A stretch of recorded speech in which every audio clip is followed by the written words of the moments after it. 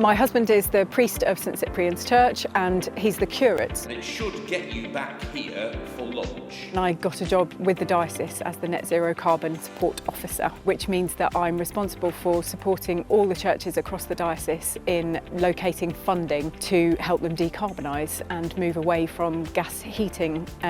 That is primarily driven by a General Synod decision that was to try to get to net zero carbon by 2030, which is obviously a very ambitious goal. With active knots and walk knots today, we're focused on the city itself, and therefore St Cyprian's was the most obvious place to complete a walk. Is this somebody's garden?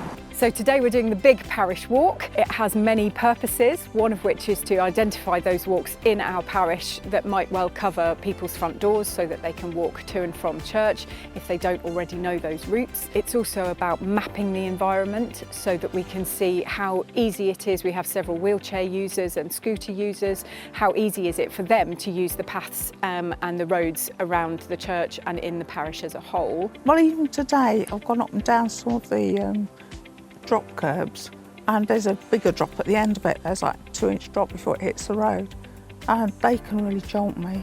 And if you're going up them, you almost come to a standstill where they hit the 2-inch up before you go onto them, and that's concerning to me. I'd like somebody who fits them to actually ride it in one of the chairs to try and get a smoother ride.